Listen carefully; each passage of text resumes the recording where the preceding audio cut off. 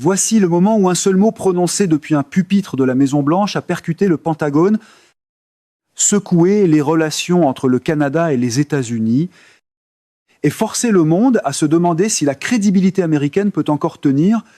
Le moment est désormais figé, non pas dans les caméras, mais dans la mémoire de chaque responsable de la défense, de chaque économiste du commerce et de chaque analyste du renseignement allié qui a vu ce qui s'est passé ensuite. Le président des États-Unis se tenait à un pupitre dans l'East Room de la Maison-Blanche, entouré de conseillers en costume sombre, devant une salle remplie de journalistes réunis pour ce qui avait été présenté comme un point de presse économique de routine. Il parlait du Canada. Il parlait du Canada depuis déjà 7 minutes, de tarifs douaniers, de leviers de pression, de l'équilibre des forces en Amérique du Nord.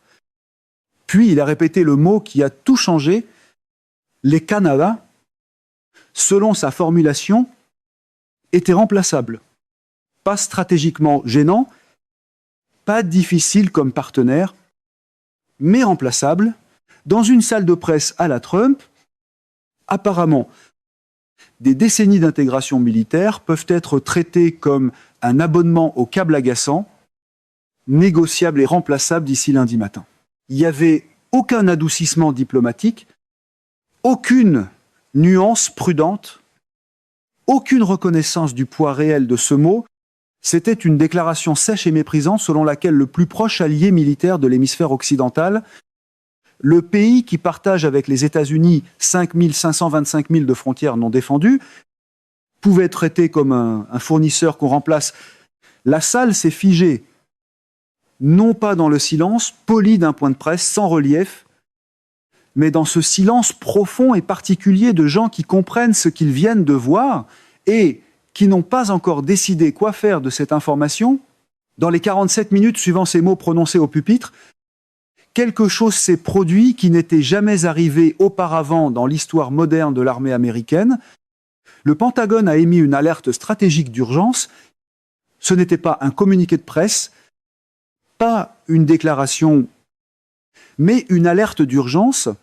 6 mots ont réécrit toute la conversation. Nous ne pouvons pas remplacer ce qu'est le Canada. Pour comprendre pourquoi ces 6 mots ont frappé Washington comme un séisme, il faut d'abord comprendre ce qui était réellement en jeu. Le mot remplaçable n'était pas seulement une insulte, c'était une erreur de calcul stratégique si profonde que 3 anciens secrétaires à la Défense l'ont depuis décrite comme la déclaration diplomatique la plus dangereuse faite par un dirigeant américain depuis la fin de la guerre froide. Le Canada n'est pas un partenaire commercial au sens classique du terme. Le Canada est intégré au tissu opérationnel de la sécurité nationale américaine à un niveau que la plupart des citoyens des 2 côtés de la frontière n'ont jamais été invités à considérer. Commençons par le NORAD, le commandement de la défense aérospatiale de l'Amérique du Nord. Il s'agit de l'institution militaire conjointe où des officiers américains et canadiens travaillent côte à côte pour protéger l'espace aérien de tout le continent. Elle le fait depuis 67 ans sans interruption. Il n'existe pas d'équivalent américain. Il n'y a pas de solution de rechange, il n'y a pas d'architecture de remplacement, mais dans la politique des slogans bruyants, un système de défense vieux de 67 ans peut apparemment être réduit à un argument de vente en un seul mot. Si la relation se fissure, sans même se briser, simplement se fissure. Les brèches dans la défense aérienne continentale ne se referment pas automatiquement, elles restent ouvertes. Deuxièmement, il faut considérer l'énergie. Le Canada fournit aux États-Unis plus de pétrole que tout autre pays sur Terre, plus que l'Arabie Saoudite, plus que le Venezuela, plus que tous les pays de l'OPEP réunis. Les pipelines qui transportent ce pétrole, c'est 3 millions de barils par jour, traversent des États américains, alimentent des raffineries américaines et soutiennent la fabrication américaine, les usines automobiles du Michigan, les installations chimiques du Texas, les systèmes de chauffage dans tout le nord-est des États-Unis. Tout cela fonctionne, au moins en partie, grâce à l'énergie canadienne. Troisièmement, il faut considérer les minéraux critiques, les nickel de l'Ontario, le cobalt du nord du Québec, l'uranium de la Saskatchewan. Ce sont des matériaux que le département de la Défense des États-Unis a officiellement classés comme essentiels à la sécurité nationale. Ils entrent dans la fabrication des avions de chasse, des systèmes de guidage de missiles, des batteries qui alimentent la prochaine génération de matériel militaire. Aucune source intérieure américaine ne peut les remplacer au volume ni dans les délais exigés par la production actuelle de défense. Le Bureau of Economic Analysis a évalué la relation économique bilatérale totale à 940 milliards de dollars par année. Ce n'est pas un chiffre qu'on peut remplacer. Et pourtant, le président venait d'utiliser ce mot à un pupitre de la Maison-Blanche, devant les caméras, face au monde entier. Le détail qui rend ce moment fondamentalement différent de toutes les précédentes démonstrations de fanfaronnade de la Maison-Blanche envers Ottawa, c'est que le président ne l'a pas dit sous le coup de la colère, il ne l'a pas dit dans la chaleur d'un affrontement, pendant une réunion bilatérale tendue, ni dans la frustration qui suit l'échec d'une négociation. Il l'a dit calmement, délibérément, 2 fois dans la même déclaration, une fois au début et une fois à la fin, comme s'il s'agissait d'une position qu'il avait examinée, arrêtée, et qu'il voulait voir inscrite par le monde. La première formulation était que le Canada était remplaçable comme partenaire. La deuxième formulation était que les États-Unis trouveraient d'autres fournisseurs, comme ils le font toujours, parce que le Canada est remplaçable. Pour le théâtre politique de Trump, répéter 2 fois la même erreur peut ressembler à de la conviction. Pour le Pentagone, cela ressemblait plutôt à une alarme incendie. 3 personnes présentes dans la salle de presse ce matin-là, toutes des correspondants chevronnés, ayant couvert plusieurs administrations, ont plus tard expliqué que le mot avait eu un effet différent. La deuxième fois que la première fois pouvait peu être interprétée comme un réflexe. La deuxième fois, selon 2 responsables qui regardaient depuis une antichambre adjacente à l'East Room, c'était une déclaration. Et c'est cette deuxième utilisation du mot qui a déclenché la séquence d'événements devenue depuis la fenêtre de 47 minutes la plus scrutée de la politique de défense américaine depuis une génération. Dans les 47 minutes, avant même que le point de presse ne soit officiellement terminé, une signal est partie de l'East Room vers le Pentagone. Ce n'était pas une note de service de routine, ni une révision de politique prévue, mais un signal d'escalade d'urgence. Le type de signal qui active l'unité d'analyse de contingence du Conseil de sécurité nationale, le type historiquement réservé aux scénarios de conflits actifs et aux effondrements inattendus d'alliances. C'était le genre de signal qui signifie qu'une personne au plus haut niveau de l'appareil militaire américain a décidé que ce qui venait de se passer à ce pupitre n'était pas seulement une déclaration politique, mais un événement de sécurité nationale, et la réponse du Pentagone n'était pas destinée à être publique. C'est la première chose à comprendre à propos de ce qui s'est produit. Ensuite, l'alerte d'urgence était conçue comme un document interne, une évaluation classifiée produite au bureau du secrétaire à la Défense et transmise au chef d'état-major interarmé, aux conseillers à la sécurité nationale et aux commandants combattants concernés. Elle n'était pas destinée à atteindre la presse, elle n'était pas destinée à atteindre Ottawa. Selon l'évaluation de 3 responsables au fait de sa rédaction, elle devait servir de pare-feu institutionnel, de dossier militaire officiel, affirmant que le leadership en uniforme des forces armées des États-Unis n'endossait pas la position stratégique que le président venait d'énoncer depuis un pupitre. Ce pare-feu n'a pas tenu. Lead document, ou plus précisément, la conclusion centrale du document a fuité dans les 6 heures. Et ces 6 mots, tous les 6, sont devenus la phrase la plus partagée de l'histoire du dossier public du Pentagone. Nous ne pouvons pas remplacer ce qu'est le Canada. 6 mots qui n'avaient pas besoin de contexte, 6 mots qui étaient leur propre explication, 6 mots qui disaient, avec l'autorité mesurée d'une institution qui n'avait jamais, dans son histoire, émis de réprimande publique contre l'évaluation stratégique d'un président en fonction que le président avait tort, non pas diplomatiquement tort, non pas politiquement incommode, mais stratégiquement tort d'une manière qui mettait en danger les personnes que le Pentagone est chargé de protéger. Le Premier ministre Mark Carney a reçu le document du Pentagone par les voies officielles à 11h47 ce matin-là. Il n'a pas convoqué de conférence de presse, il n'a rien publié sur les réseaux sociaux, il n'a pas émis de déclaration par l'intermédiaire du ministère des Affaires étrangères. Selon 2 responsables présents dans la pièce, lorsqu'il l'a reçu, il l'a lu une fois, l'a posé sur la table devant lui et a résumé tout ce moment en 4 mots qui sont depuis devenus l'encre de tout ce qui a suivi. Ils l'ont dit eux-mêmes. Puis il s'est levé, a ajusté son veston et s'est dirigé vers un téléphone, non pas pour appeler Washington, mais pour appeler Bruxelles. Ces 4 mots sont dévastateurs précisément parce qu'ils fonctionnent sur 2 niveaux entièrement distincts à la fois.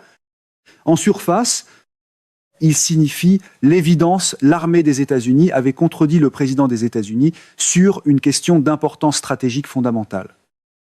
Et le Canada n'avait pas besoin de plaider sa propre cause, puisque l'institution de défense de son plus puissant allié l'avait fait pour lui. Ce sens de surface est déjà dévastateur. Mais sous la surface, ces 4 mots portent quelque chose de plus lourd. Il signifie que la position stratégique du Canada, sa nécessité, son caractère irremplaçable, sa centralité dans l'architecture de sécurité américaine, ne constitue pas une affirmation canadienne. Il s'agit d'un verdict militaire américain. Le Canada n'a pas fait pression pour obtenir cette évaluation. Le Canada ne l'a pas commandé. Le Canada n'en a pas eu besoin. Le Pentagone a regardé le mot remplaçable et a émis une alerte d'urgence en réponse, non pas parce que quelqu'un à Ottawa s'était plaint, mais parce que les personnes responsables de défendre les États-Unis ont examiné la réalité stratégique concrète et ont déterminé que ce mot était dangereux, que ce mot mettait la mission en danger. Voilà ce que signifiaient les 4 mots de Carney. Il n'avait pas besoin de mener la bataille. La bataille avait déjà été menée dans le bâtiment situé sur la rive sud du fleuve Potomac et le Canada l'avait gagnée sans envoyer un seul diplomate, sans dépenser un seul dollar, sans prononcer un seul mot publiquement. Ils l'ont dit eux-mêmes. C'est une rare victoire diplomatique quand Ottawa n'a qu'à se taire et laisser les propres institutions de Washington faire la vérification des faits. Warren Buffett, qui prenait la parole à l'Assemblée annuelle des actionnaires de Berkshire Hathaway à Omaha, cette même semaine, a été interrogé sur la situation en cours. Sa réponse a depuis été reprise dans le Financial Times, The Economist et le Wall Street Journal. Buffett n'a pas abordé la politique, il a abordé le principe. Son point était que, en 70 ans d'affaires, il avait vu des organisations commettre une erreur précise plus régulièrement que toute autre. Elles sous-estiment ce qu'elles ne peuvent pas voir. Les choses visibles, le prix d'un contrat, la taille d'un déficit commercial, une ligne dans un budget, sont analysées, débattues et négociées sans fin. Les choses invisibles, la confiance, l'infrastructure partagée, le savoir institutionnel, les relations construites au fil de 60 ans de travail côte à côte sont tenues pour acquises jusqu'à ce qu'elles disparaissent. Et lorsqu'elles disparaissent, ceux qui les tenaient pour acquises découvrent que les choses invisibles valaient plus que tout ce qui était visible réuni. La conclusion de Buffett était qu'un pays qui qualifie de remplaçable son partenaire le plus intégré n'a pas fait le calcul, il a regardé les chiffres sur la facture et ignoré le coût de l'architecture qui rend cette facture possible. Le Pentagone connaît ce calcul, c'est pourquoi le Pentagone a émis une alerte. Il a ensuite donné à la situation une précision brutale qui a fait de lui la voix la plus citée du commentaire économique américain depuis 6 décennies. Lorsqu'une armée contredit son propre dirigeant sur une question de sécurité nationale, ce dirigeant n'a pas simplement perdu un argument, il a perdu quelque chose qui ne peut pas être récupéré en remportant de futurs arguments. La crédibilité ne revient pas selon un calendrier contrôlé par la personne qui l'a endommagée, elle revient lorsque les personnes qui ont été lésées décident de la rendre et elles n'ont aucune obligation de le faire rapidement. La cascade qui a suivi la fuite du document du Pentagone s'est propagée plus vite et plus largement que tout ce que la relation bilatérale avait connu depuis les négociations initiales de l'ALENA au début des années 1990. À Ottawa, Carney a convoqué une réunion d'urgence du comité du cabinet chargé de la sécurité nationale dans les 3 heures suivant la publication du document. La séance a duré 4 heures et 22 minutes. La plus longue réunion de ce type sous son administration. Aucun communiqué n'a été publié, aucune déclaration n'a été diffusée. Le silence était en soi un message. À Bruxelles, le secrétaire général de l'OTAN a publié une déclaration qui évitait de nommer directement les États-Unis, mais qui décrivait l'épisode comme un rappel que l'architecture des alliances dépend de la reconnaissance mutuelle de l'interdépendance. C'était un langage diplomatique que chaque ministère des Affaires étrangères du continent a traduit instantanément et avec précision à Tokyo. Le gouvernement japonais a discrètement accéléré ses discussions avec Ottawa sur l'élargissement du cadre bilatéral sur les minéraux critiques, qui était en négociation depuis 8 mois. À Séoul, le ministère sud-coréen du Commerce a publié une brève déclaration notant que le Canada demeurait un partenaire stratégique privilégié pour les chaînes d'approvisionnement du secteur technologique. Aucun de ces gestes n'était une coïncidence, tous étaient des signaux. Au Capitole, la réaction a été vive et bipartisane, d'une manière qui a surpris même les observateurs chevronnés du pouvoir législatif. Le président de la Commission des forces armées du Sénat, un républicain issu d'un État comptant 73 000 travailleurs de l'industrie de la défense, a convoqué une séance d'information non prévue avec des responsables du Pentagone. Sa déclaration par la suite a été l'adresse publique la plus courte de son mandat. Le Pentagone avait émis cette alerte pour une raison. Et il entendait savoir si le président avait été informé de cette raison avant de parler. Le démocrate le plus haut placé au sein de la même commission a formulé la question tout aussi durement. On ne qualifie pas accidentellement de remplaçable le partenaire militaire le plus important du pays. Et on ne déclenche pas accidentellement une alerte d'urgence de son propre appareil de défense. Selon cette interprétation, quelque chose était structurellement brisé dans la façon dont l'administration traitait la réalité stratégique. Quand un slogan doit être vérifié par la commission des forces armées du Sénat, la campagne de communication a probablement déraillé au Michigan, où 91 000 travailleurs de l'industrie automobile dépendent des chaînes d'approvisionnement canadiennes pour leur emploi. La gouverneure a tenu une conférence de presse qui a attiré davantage de couverture médiatique nationale que toute apparition d'un responsable d'État depuis des mois. Son point était que ces travailleurs n'étaient pas des abstractions dans un débat géopolitique, c'était des gens qui se rendaient à l'usine chaque matin, parce qu'une architecture économique transfrontalière, celle-là même que le mot remplaçable venait de mettre en péril, rendait ces usines viables. Le gouverneur de la Pennsylvanie, dont l'industrie sidérurgique dépend du minerai de fer canadien à un volume équivalent à 34% de ses intrants totaux, a avancé le même argument en d'autres mots. Le gouverneur du Minnesota en a fait autant au nom des producteurs agricoles dont l'accès au marché canadien représente 7 milliards de dollars de revenus d'exportation annuels. Le milieu des affaires a réagi avec la vitesse et la clarté d'un marché qui venait de recevoir une nouvelle information. La Business Roundtable a demandé à l'administration de publier immédiatement une clarification. La National Association of Manufacturers a jugé que le mot remplaçable appliqué au Canada était factuellement incorrect et stratégiquement imprudent. Goldman Sachs a transmis à ses clients institutionnels une note de recherche contenant une seule phrase sous son analyse de la situation. Le message était simple, le Pentagone n'émet pas d'alerte d'urgence à propos de rhétorique politique, il les émet à propos de réalités stratégiques. Les investisseurs devraient en tenir compte dans leur prix, dans les 24 heures suivant la circulation de cette note. Les actions américaines des secteurs de la défense, de l'énergie, de l'automobile avaient reculé en moyenne de 2%. Le dollar canadien s'est renforcé de 1 7% par rapport à son homologue américain. Un mouvement que les analystes ont décrit comme le marché intégrant dans les prix la nécessité démontrée du Canada plutôt que son prétendu caractère remplaçable. Voilà donc où en est la situation. Le président des États-Unis a qualifié le Canada de remplaçable depuis un pupitre de la Maison-Blanche. Il a utilisé le mot 2 fois, une fois comme accusation, une fois comme déclaration.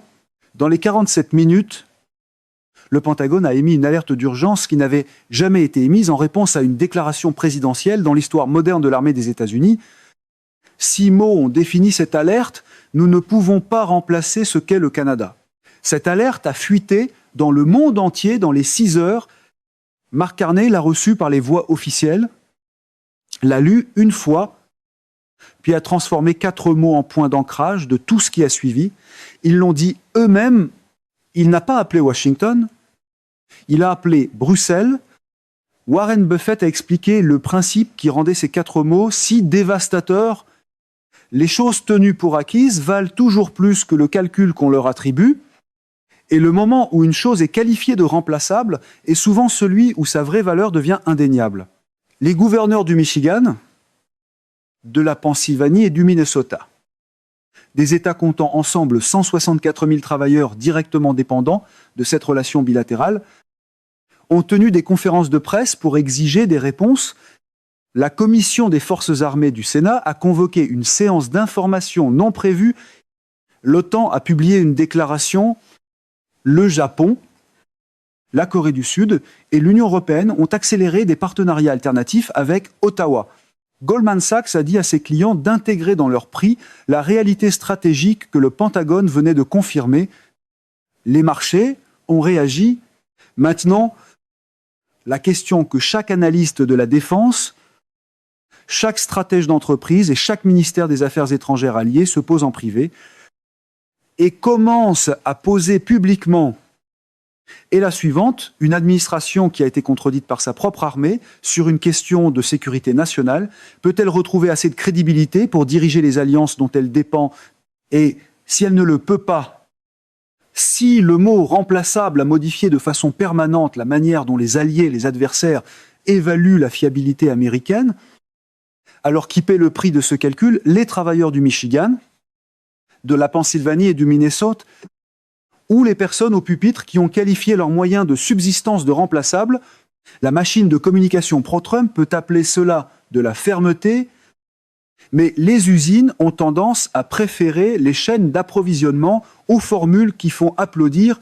L'administration a prononcé le mot, le Pentagone y a répondu, et Mark Carney, avec 4 mots prononcés calmement dans une salle à Ottawa, s'est assuré que le monde comprenne exactement ce que cette réponse signifiait. Ils l'ont dit eux-mêmes.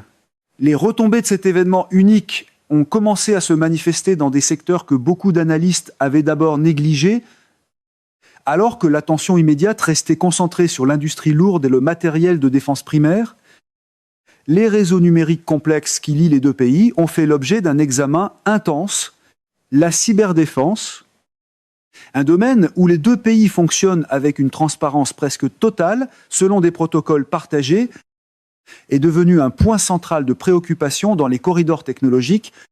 Un ancien directeur de la National Security Agency, s'exprimant sous le couvert de l'anonymat, a noté que la nature intégrée des systèmes d'alerte cybernétique continentaux repose entièrement sur une confiance mutuelle absolue. Sans cette confiance fondamentale, tout le cadre d'alerte précoce pour les infrastructures critiques devient vulnérable à l'exploitation par des adversaires extérieurs. De plus, le cadre logistique qui soutient le flux quotidien de marchandises à travers la frontière nord a commencé à connaître une friction inhabituelle. Des associations de camionnage des 2 côtés ont signalé des engorgements soudains à de grands points de passage comme le pont Ambassador. Même si aucun changement officiel au protocole douanier n'avait été annoncé par les autorités fédérales, le poids psychologique des remarques de l'exécutif a poussé les agents frontaliers et les gestionnaires logistiques régionaux à agir avec une extrême prudence. Chaque cargaison de composants automobiles, Chaque livraison de machinerie industrielle et chaque transport de matières premières ont été soumis à un niveau supplémentaire de surveillance non déclaré, mais palpable. L'efficacité de la fabrication, juste à temps, qui définit la région économique des Grands Lacs depuis 40 ans, dépend de délais de transit prévisibles à la minute près. Même un léger retard au point d'entrée entraîne des conséquences financières massives pour les chaînes d'assemblage de l'Ohio à l'Ontario. Dans les secteurs financiers de New York et de Toronto, les investisseurs institutionnels ont commencé à ajuster leur modèle de risque à long terme. La prise de conscience qu'une alliance géopolitique fondamentale pouvait être remise en question avec autant de désinvolture a forcé une réévaluation des paramètres de risque souverain qui étaient stables depuis des générations. Les agences de notation de crédit ont discrètement convoqué des comités internes pour évaluer si le potentiel de friction structurelle dans les relations commerciales nord-américaines justifiait une révision des perspectives futures pour certaines entités corporatives transfrontalières.